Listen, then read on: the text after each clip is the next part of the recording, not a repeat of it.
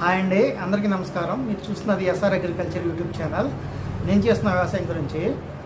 Friends, ఈరోజైతే నేను రెండు విషయాలు చెప్పాలనుకుంటున్నాను. అందులో మొదటిది వచ్చేప్పటికి ఈ సంవత్సరం నేను తీసుకున్న మిరప విత్తనాలు వెరైటీ ఏంటి, అలాగే రెండోది వచ్చేప్పటికి నన్ను ఇద్దరు అన్నలు తేజ వెరైటీలు ఏవైతే బాగుంటాయి అని చెప్పేసి అడగడం జరిగిందండి. అయితే ఆ తేజ వెరైటీలు ఏంటో కూడా చెప్తానండి.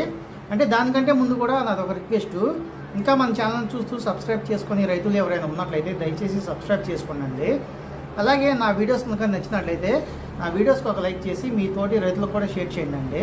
అయితే టాపిక్లోకి వెళ్ళిపోదామండి. అంటే ఫస్ట్ వచ్చేప్పటికి నేను ఇద్దరు అన్నలు అడిగారు కదండి తేజ వెరైటీస్ ఏవైతే బాగుంటాయని. అయితే వాళ్ళకి నేను ఒకటే సమాధానం చెప్పాను. అదేంటంటే, అన్న నేనైతే ఫీల్డ్ మీద అయితే తిరగలేదు, సో నాకైతే దాని మీద ఐడియా లేదు. ఏదో నోటికి తెలిసి నాలుగు చెప్పేసి మిమ్మల్ని సంతోషపెట్టాలి అన్న ఉద్దేశం నాకైతే లేదన్న. సో నేనైతే ఫీల్డ్ మీద తిరగలేదు కాబట్టి నాకు తెలియదు అని చెప్పేసి చెప్పడం జరిగింది. అంటే నీకు తెలియదు అన్నావు కదా, మళ్ళీ ఇప్పుడు తేజ వెరైటీస్ గురించి ఎందుకు చెప్పడానికి వచ్చామని చెప్పేసి అనుకోవచ్చండి మీరు. అయితే నేను దానికి ఒక క్లారిఫికేషన్ ఇస్తానండి. అదేంటంటే, మన సబ్స్క్రైబర్ ఒక అన్న ఉన్నారు. అంటే అన్న దగ్గర 15 ఎకరాల వరకు మిరపతోట పండిస్తూ ఉంటాడండి. ఆ అన్న మన సబ్స్క్రైబరే. అలాగే నేను ఎలాంటి నార్మల్గా దొరికే మందులు, అలాగే తక్కువ రేట్లో దొరికే మందులతోనే బ్లాక్ ట్రిప్స్ని అలాగే వైరస్ని ఎలా కంట్రోల్ చేసుకుంటానో ఆ అన్న కూడా సేమ్ అలాంటి పద్ధతులే పాటిస్తూ ఉంటాడు. సో ఆ అన్న ఈ సంవత్సరం తేజ వెరైటీస్ వేయడం జరిగిందండి. సో ఆ అన్న తేజ వెరైటీస్ వేశారు కాబట్టి ఆ అన్న నేను అడిగాను, అన్న ఇట్లా మన సబ్స్క్రైబర్లు ఇద్దరు ఇలా అడగడం జరిగింది, మీరు వేసిన తేజ వెరైటీకి దిగుబడి ఎంత వచ్చింది చెప్తే నేను వాళ్ళకి చెప్తాను, సజెస్ట్ చేస్తానని చెప్పేసి చెప్పడం జరిగిందండి. అయితే అన్న రెస్పాండ్ అయ్యి నాకు చెప్పడం జరిగింది. అన్న 2 వెరైటీస్ వేయడం జరిగింది. అందులో ఒకటి వచ్చేప్పటికి ప్యూర్ తేజ వెరైటీ, ఇంకోటి వచ్చేప్పటికి తేజాల మిక్సింగ్ అయ్యే వెరైటీ. అంటే మనం జీనీ 2626 కానీ లేదంటే షార్క్ 1 కానీ అలాంటి వెరైటీస్ అన్నమాట. అంటే అన్న వేసిన తేజ వెరైటీలో మిక్సింగ్ వచ్చేప్పటికి మృదా క్రాప్ సైన్స్ వారిది రెడ్ హీట్ అనమాట. అంటే మనకి ఇప్పుడు దాని గురించి అయితే అవసరం లేదండి. ప్యూర్ తేజ వెరైటీ గురించి తెలుసుకున్నట్లయితే అన్న వేసింది వచ్చేప్పటికి సెమినిస్ 2222 అండి. అంటే ఇక్కడ మనం 2 విషయాలు గమనించుకోవాలి. ఈ రెడ్ హీట్ వెరైటీకి అలాగే ఈ ప్యూర్ తేజ వెరైటీకి అన్న 2 డిఫరెన్స్ చెప్పడం జరిగింది. రెడ్ హీట్ వెరైటీ అంటే తేజ మిక్సింగ్ వెరైటీ కదా.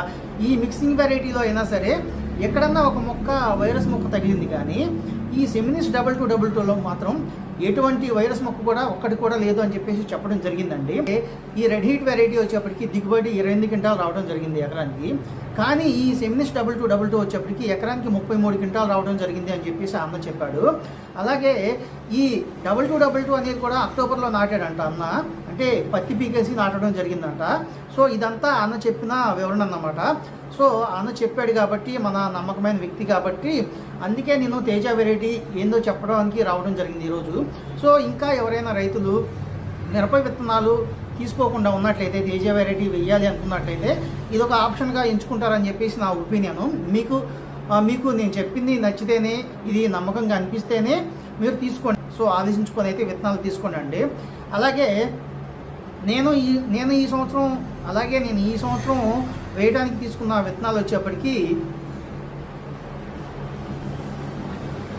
BASF కంపెనీ వారి US 341 అండి. ప్యూర్ 341 వెరైటీ ఇది.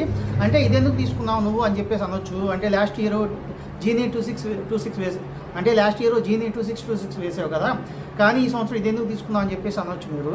ఎందుకు అనిపించింది ఈ సంవత్సరం లా వెరైటీ వేద్దాం అని చెప్పేసి అనిపించింది. అందుకోసమే నేను ఈ US 341 తీసుకోవడం జరిగిందండి. అంటే మనం ఈ లా వెరైటీలో ఉన్న డ్రాబ్యాక్ ఏంటంటే పల్ప్ అనేది ఎక్కువ ఉంటుంది కాబట్టి. అంటే ఈ లా వెరైటీలో ఉన్న మైనస్ ఏంటంటే పల్ప్ అనేది ఎక్కువ ఉంటుంది కాబట్టి నీటి చెమ్మ అనేది కాయ మీద చేరినప్పుడు కాయకుళ్ళుడు రావడం జరుగుతూ ఉంటుంది. అదొకటే మైనస్ పాయింట్ అండి. సో మనం కాయకుళ్ళుడికి సంబంధించినటువంటి మందులు స్ప్రే చేసుకున్నట్లయితే తాలుగా ఎక్కువ రాకుండా కూడా మనం కాపాడుకోవచ్చు. సో నేను ఇలాంటి జాగ్రత్తలు అనేవి తీసుకొని ఈ సంవత్సరం మంచి దిగుబడి తీసుకురావాలని చెప్పేసి ఉద్దేశంతో నేను ఇది ఎంచుకోవడం జరిగింది. అంటే ఈ US 341 అనేది వైరస్ టాలరెన్స్ అయితే కాదండి.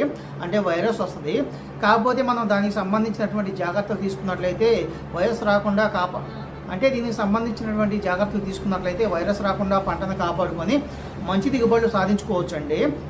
సో ఆ ఉద్దేశంతో ఇది ఒక ఛాలెంజ్గా కూడా నేను తీసుకోవడం జరిగింది. అంటే మన దగ్గర నాలెడ్జ్ అనేది ఉంది కాబట్టి తక్కువ రేటుతోనే మందులు స్ప్రే చేసుకుంటూ వైరస్ను కూడా కంట్రోల్ చేసుకోవచ్చు అన్న నాలెడ్జ్ ఉంది కాబట్టి నేను ఒక ఛాలెంజ్గా తీసుకోవడం జరిగింది ఈ US 341 వెరైటీని. సో ఈ సంవత్సరం నేను తీసుకున్న విత్తనాలు అయితే ఇవేనండి. ఎకరన్నరకు వచ్చేప్పటికి, అంటే లాస్ట్ ఇయర్ వేసాను కదా, అదే చేలో వేయడానికి తీసుకోవడం జరిగిందండి. అంటే నెట్లో ఇస్తాను నేను. అంటే ఈ సంవత్సరం నేను ఆగస్టు స్టార్టింగ్లోనే మొక్క వేయాలనుకుంటున్నాను. అందువల్ల మీకు ఈ సంవత్సరం ఆగస్టు నుంచే వీడియోస్ అనేవి రావడం జరుగుతూ ఉంటుంది. కాబట్టి గత సంవత్సరం నా వీడియోస్ చూసి ఆదరించినటువంటి ప్రతి రైతుకు కూడా చాలా ధన్యవాదాలండి.